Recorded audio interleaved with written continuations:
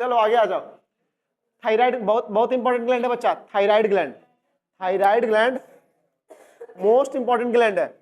जिस तरीके से हमारे बॉडी का सबसे स्मॉलेस्ट ग्लैंड कौन सा था, पीनियल ग्लैंड, हमारे बॉडी का सबसे लार्जेस्ट ग्लैंड कौन सा होता है, thyroid gland. Osteoclast, osteoblast, bone forming cell, bone dissolving cell. Bone forming cell को क्या बोलते हैं, ऑस्टियोब्लास्ट। और ऑस्टियोक्लास्ट के लिए किसे बोलेंगे, जो बोन को डिसॉल्व करे। क्या, बोन को डिसॉल्व करेगा, जो एबनॉर्मल बोन में ग्रोथ होगा ना उसको हटा देगा, डिसॉल्व कर लेगा। बोन ईटिंग सेल्स, सिंपली समझो, bone eating cells, bone forming cell, bone eating cells, ठीक है ना। चलो आगे आ जाओ। नेक्स्ट, थायराइड ग्लैंड कैसा ग्लैंड है बच्चा, लार्जेस्ट इंडोक्राइन ग्लैंड है। सबसे इंडोक्राइन, सबसे बड़ा इंडोक्राइन ग्लैंड कौन सा है, थायराइड ग्लैंड है। सबसे लार्जेस्ट इंडोक्राइन ग्लैंड क्या है, थायराइड ग्लैंड है। अब बताओ इसका लोकेशन अभी पहले मैंने बताया था क्या, चलो फिर से हम इसकी लोकेशन की बात करते हैं। तो सबसे लार्जेस्ट इंडोक्राइन ग्लैंड आपको दिख रहा है क्या। और दूसरी बात देखो, ये हमारा क्या है बच्चा, ये हमारा देखो, ये आगे वाला हिस्सा दिखा रखा है, ये पीछे वाला हिस्सा दिखा रखा है, डॉर्सल हिस्सा दिखा रखा है, ठीक है ना। तो ये हमारा क्या हो गया बच्चा, बताओ जरा, इस्थमस हो गया। ये क्या हो गया, इस्थमस हो गया। और ये वाला जो दिखा रखा है आगे से ये दिख रहा है, ये पीछे से ऐसा दिख रहा है, ये आगे से, सॉरी ये पीछे से ऐसा दिख रहा है, ये आगे से दिख रहा है। ये वेंट्रल साइड हो गया, डॉर्सल साइड हो गया। ये हमारा वेंट्रल साइड हो गया, पीछे हमारा क्या हो गया, डॉर्सल साइड हो गया। तो कैसा है बच्चा, इट इंक्लूड्स टू लोब्स, दो लोब दिख रहे क्या बच्चा, एक लोब आपका ये हो गया, कलर चेंज करना, एक लोब ये हो गया, दूसरा लोब क्या हो गया बच्चा, ये हो गया, है ना। It has two lobes on either side of the trachea. बीच में ट्रैकिया है क्या, ये हमारा क्या है, ट्रैकिया है। ट्रैकिया क्या, दोनों साइड पे हमारा एक एक लोब है थायराइड ग्लैंड का। अब ये दोनों लोब बच्चा इंटरकनेक्टेड होता है इस्थमस से। किससे इंटरकनेक्टेड होता है बच्चा, इस्थमस से कनेक्टेड होता है। जैसे देखिएगा, ये जो हो गया ना बच्चा, ये आपका एक लोब हो गया, ये हमारा दूसरा लोब हो गया, ठीक है। और इस्थमस देखो, ये वाला एरिया को बोला जा रहा है, ये क्या है हमारा, इस्थमस हो गया, क्योंकि ये दोनों लोग क्या कर रहा है, आपस में जोड़ने का काम कर रहा है। थायराइड ग्लैंड में बच्चा दो तरह के सेल्स मिलते हैं, फॉलिकल सेल मिलते हैं और स्ट्रोमल टिश्यूज मिलते हैं। एक्चुअली में फॉलिकल सेल्स ही हार्मोन का सिक्रेशन करता है, फॉलिकल सेल ही हार्मोन का सिक्रेशन करता है। एक्चुअल में हार्मोन सिक्रेशन जो सेल, हार्मोन सिक्रेटिंग सेल है, वो कौन सा सेल है, फॉलिकल सेल है। स्ट्रोमल सेल तो बस ऐसे स्प्रेड रहता है, उसमें फैला हुआ रहता है, एक तरीके से सपोर्ट करता है फॉलिकल सेल को, ठीक है ना। और लेकिन हार्मोन सिक्रेट कौन करता है, one and only follicle cell, यानी हार्मोन सिक्रेटिंग सेल बोल सकते हैं आप इसे, हार्मोन सिक्रेट करता है, यही करता है। इन दोनों ऐसा जनरली, इसलिए मैंने क्या बोल दिया, इन दोनों में हार्मोन सिक्रेट कौन कर रहा है बच्चा, फॉलिकल से हार्मोन सिक्रेट कर रहा है। कोई आपसे पूछेगा नहीं, आपके बस नॉलेज के लिए बता दे रहे हैं। तो देखो थायराइड ग्लैंड का स्ट्रक्चर में बताओ, तो थायराइड ग्लैंड बाइलोब्ड ग्लैंड है, दो लोब होते हैं, दोनों लोब इस्थमस से जुड़े होते हैं।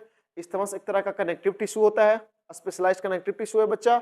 और थायराइड ग्लैंड किसका बना हुआ होता है बच्चा, फॉलिकल्स एंड स्ट्रोमल टिश्यूज का बना होता है। स्ट्रोमल टिश्यू जस्ट ऐसे क्या होता है बच्चा, उसमें स्प्रेड होते हैं, वो हार्मोन सिक्रेट नहीं करते हैं। हार्मोन सिक्रेट करने का काम किसकी है, फॉलिकल्स की है। किसकी है बच्चा, फॉलिकल्स की है। जब फॉलिकल देखो लिखा ना, follicle cell secretes following hormones. कौन कौन सा हार्मोन है बच्चा, T3 and T4। In T3 T4 को कंबाइन करके क्या बोला जाता है बच्चा, थायरॉक्सिन। थायरॉक्सिन जनरली कैसा होता है बच्चा, T4 एंड T3। और दूसरा हार्मोन कौन सा होता है बच्चा, थायरोकैल्सिटोनिन। थायरोकैल्सिटोनिन कौन सिक्रेट करेगा, फॉलिकुलर सेल। थायरोकैल्सिटोनिन कौन सिक्रेट करेगा, फॉलिकुलर सेल। थायरॉक्सिन कौन सिक्रेट करेगा, फॉलिकुलर सेल ही करेगा, क्योंकि हार्मोन सिक्रेटिंग सेल कौन सा है। तो बोलो सर, थायरॉक्सिन, हम किसके बारे में पढ़ रहे हैं बच्चा, थायराइड ग्लैंड के बारे में पढ़ रहे हैं। तो थायराइड ग्लैंड जो हार्मोन सिक्रेट कर रहा है उसका नाम क्या है बच्चा, थायरॉक्सिन। थायरोकैल्सिटोनिन को बाद में हम पढ़ेंगे, अभी थायरॉक्सिन पे फोकस करो। थायरॉक्सिन बच्चा दो तरीके का होता है, T4 और T3। अब बोले सर कौन सा हार्मोन हमारा थायराइड ग्लैंड बनाएगा, तो बच्चा इन दोनों में जो एक्टिव होता है, जो हमारे बॉडी में काम करता है, T3 होता है। T3 को बोलते हैं tetra iodothyronine, sorry tetra iodothyronine, try iodothyronine. तो एक्टिविटी के अनुसार देखा जाए तो मोस्ट एक्टिव कौन सा होता है बच्चा? मोस्ट एक्टिव कौन सा होता है? ये याद रखिएगा बच्चा, पूछा जाता है मोस्ट एक्टिव कौन सा होता है? T3 होता है T4 से। अगर मैं तुलनात्मक रूप से बात करूं तो ये 4 टाइम्स 4 टाइम्स मोर एक्टिव होता है, 4 टाइम्स मोर एक्टिव होता है T4 से। तो बात आती है सिक्रीशन की। सर ठीक है, एक्टिविटी तो आपने बता दी, ज्यादा एक्टिव कौन है? T3 ज्यादा एक्टिव है T4 से। कितना है? 4 गुना तक है। आगे बात करो तो सर एक्टिविटी बताया, सिक्रीशन का अमाउंट बताइए। तो जो थायराइड ग्लैंड थायरॉक्सिन सिक्रीट कर रहा है यानी T3 T4 को सिक्रीट कर रहा है ना, उसमें बच्चा सिक्रीशन का, अगर सिक्रीशन पॉइंट ऑफ व्यू से देखें, ये कलर पीछे तक जा रहा है ना भाई साहब। नूतन तुम भी कम नहीं हो, बहुत बिजी आदमी हो तुम भी, लगातार बात किए जा रहे हो, बात किए जा रहे हो। तेज तर्रार मतलब हम सोच रहे हैं कि पढ़ भी रहे हैं, बात भी किए जा रहे हैं। होता ना होशियारी दिखाना, वो होशियारी दिखा रहा है। देखो ठीक है, आप पढ़ने में अच्छे बच्चे, लेकिन बगल वाला काहे डिस्टर्ब कर दे रहे हो भाई? तुम पढ़ने में तेज हो, बेचारा वो हो सकता है वो नहीं होगा, काहे उसको डिस्टर्ब कर दे रहे हो? अगर उसको डिस्टर्ब करना है ऐसे घर पे जाओ, रूम में जाओ, हो सके कुछ खिलाएगा पिलाएगा भी तुम्हें।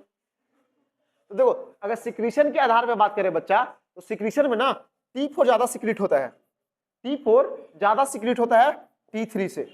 तो सर एक्टिव तो कौन है? T3 ज्यादा एक्टिव है, लेकिन निकल ज्यादा कौन रहा है? काम कौन कर रहा है? T3। और ज्यादा निकल कौन रहा है? T4।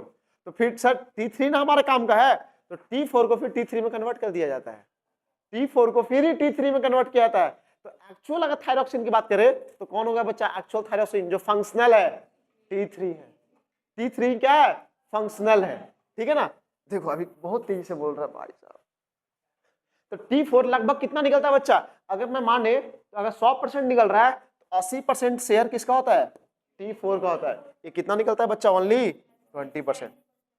इतना याद नहीं करने की जरूरत है, दो चीज बस, 2 पॉइंट में से कंक्लूड कर देते हैं। एक्टिविटी ज्यादा किसका होता है?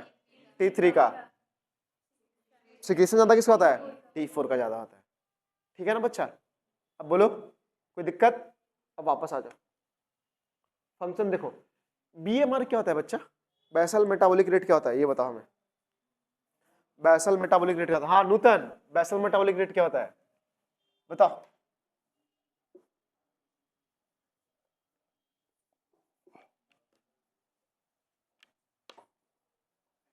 क्या होता है बेसल मेटाबॉलिक रेट? पता नहीं भाई साहब। देखो बेसल मेटाबॉलिक रेट, बैठो, जैसे आप फिजिकल वर्क नहीं करिए, आपको मैं बोल दूं कि भाई साहब कल संडे है, कल छुट्टी कर देते हैं, आप कोशिश करेंगे सर हम दिन भर सोएंगे, ठीक है। तो आप सोते हैं, कोई काम भी नहीं करते, फिर भी आपको एक समय के बाद भूख लग जाती है ना, सोने में भी भूख लग जाती है। तो ऐसा क्यों होता है? क्योंकि आप फिजिकल वर्क नहीं कर रहे हो ना, दिमाग आपका काम कर रहा है, आँख आपका काम कर ही रहा है, पेट थोड़ा कम काम कर रहा है, फिर भी डाइजेस्टिव सिस्टम एक्टिव है, किडनी काम कर रहा है, हार्ट काम कर रहा है, लिवर काम कर रहा है, सब तो काम कर ही रहा है। उनको काम करने के लिए एनर्जी चाहिए, यानी कैलोरी चाहिए। यानी आप कोई भी काम नहीं कर रहे हो, फिर भी तो आपके लाइफ को सस्टेन करने के लिए कैलोरी चाहिए कि नहीं चाहिए? The minimum amount of calorie that required for sustaining the life is called basal metabolic rate. समझ में आई बात ना बच्चा? लिख लो, BMR का डिफिनेशन लिखो। पहले BMR का डिफिनेशन लिख लीजिए। BMR क्या होता है? BMR का फुल फॉर्म आपको पता है ना बच्चा? लिखिएगा, it is minimum amount of energy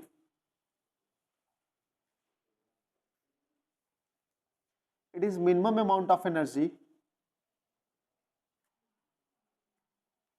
in the form of, देखो बच्चा सिंपल सी बात है, अगर पढ़ने में अच्छे तो और बेहतरीन बनो, ठीक है ना। क्योंकि कंपटीशन आपका यहाँ 40 वाले बच्चे से नहीं होने वाला है, कंपटीशन यहाँ पर 40 बच्चों से नहीं होने वाला है, कंपटीशन आपका कहीं और हो रहा है, ठीक है ना। तो थोड़ा आप बेहतर हैं और बेहतरीन बनिए, दिन पर दिन अपने आप के अंदर निखार लाइए। लिखोगे, it is the minimum amount of energy in the form of calories, the minimum amount of energy in the form of calories required for performing the minimum amount of energy in the form of calorie required for performing the normal body function, required for performing the normal body function. ठीक है बच्चा, यानी minimum amount of energy कब require होगा बच्चा? जब आप कोई फिजिकल एक्सरसाइज नहीं करेंगे, तभी तो मैंने बोला आप सोते रहिए। मिनिमम अमाउंट ऑफ एनर्जी तभी तो रिक्वायर होती है कि नहीं? आप सोते रहिए तो minimum amount of energy require होती है। उसमें भी आपको बेसल मेटाबॉलिक मतलब क्या हुआ, उसमें भी आपको आपके बॉडी को सर्वाइव करने के लिए, लिविंग स्टेट मेंटेन करने के लिए एनर्जी चाहिए ना। वही मिनिमम अमाउंट ऑफ एनर्जी क्या कहलाती है? बीएमआर कहलाती है। क्या कहलाती है? बीएमआर कहलाती है। ठीक है ना। आप लोगों को बता दूं कि जैसे आप लोगों देखोगे इस बार क्या सिचुएशन रहा इस बार कंपटीशन का। बीएचयू का जो बीएससी नर्सिंग का कट ऑफ गया है, अस्ट्रे राउंड की बात कर रहा हूँ, अस्ट्रे round, first round second round की बात ही नहीं कर रहा हूँ। अस्ट्रे राउंड में मिनिमम जो जनरल कैटेगरी की कट ऑफ गई है 580 नंबर गया है, 580 नंबर गया है। हाँ एक्चुअली कल मैं मेस में बैठा हुआ था, सामने वही एक बंदा बैठा हुआ था, लाके क्योंकि बातचीत करने के तरीके से लग जाता है ना कौन डिपार्टमेंट का वो है। कॉलेज में जाओगे ना, देखो आप कहीं भी जाएंगे तो किसी भी इंसान का ना, आप उस क्लास में पहुंच जाएंगे ना तो सामने वाला अंदाजा लग जाए किस प्रोफेशन से बिलोंग करता है, किस कैटेगरी से, मतलब क्या है वो, ऐसे नहीं बोलना चाहिए। हाँ किस प्रोफेशन, अंदाजा लगा कि नर्सिंग का ही है, हम सोचे पूछ लेना चाहिए ताकि एक कुछ इन्फॉर्मेशन मिल जाएगी तो आपको बता दिया जाएगा। तो मैंने पूछा कि भाई कैसे क्या एडमिशन हुआ है, उसका बोला उसका एडमिशन जो हुआ था 595 पे हुआ था, 595 पे बीच में ये लिया था। बोले कि कितना कट ऑफ गई है, तो बोला कि जो minimum cut off stray round की गई है 580 गया है। आप सोच लो एमबीबीएस का कट ऑफ भी तो गया है 550, 650 कट ऑफ भी तो रहा है, तो उसके अकॉर्डिंग तो हर साल इतना ही अंतर रहता ही है। हर साल ये तो इंस्टीट्यूशन वेरी करता है ना। ये आजमगढ़ मेडिकल कॉलेज थोड़ी है, आजमगढ़ का मेडिकल कॉलेज है कि कम कट ऑफ जाएगा। एम्स लाइक इंस्टीट्यूशन है ये, समझ में आई बात ना। तो कट ऑफ तो जाएगा ही जाएगा, इसलिए बोल रहा हूँ। नूतन तुमने थोड़ा सा बोला इसलिए मैंने बता भी दिया आपको, ताकि देखो आप ऐसे खुश मत होते रहिए भाई साहब यहाँ हम फर्स्ट आगे हो गए, कंपटीशन अब कहीं और चल रहा है। समझ में आई बात ना। तो इसलिए कम से कम सीनेट के लिए तो अच्छे से पढ़ लो, उसमें भी आप ऐसे करोगे तो कैसे काम चलेगा। क्योंकि आप लोग लड़कियों के लिए तो नर्सिंग से बेस्ट अपॉर्चुनिटी में मानता ही नहीं कुछ है, सबसे बेस्ट। बड़े बड़े मेडिकल कॉलेज में लड़कों को बंद कर रखे भाई साहब, नो एंट्री, कोई एंट्री नहीं है। चले जाओ बड़े बड़े मेडिकल एम्स में चले जाओ, बस एक बड़ा मेडिकल कॉलेज में ना बीएचयू जो है ना लड़कों का एडमिशन लेता है। इसके अलावा हमें हमारे नजर में सेंट्रल यूनिवर्सिटी कोई भी लड़कों का एडमिशन नहीं लेता है। हाँ नर्सिंग में कोई लेता ही नहीं है। बहुत बहुत दुख, ये दुख भरी दास्ता है, बहुत दुख भरी दास्ता है।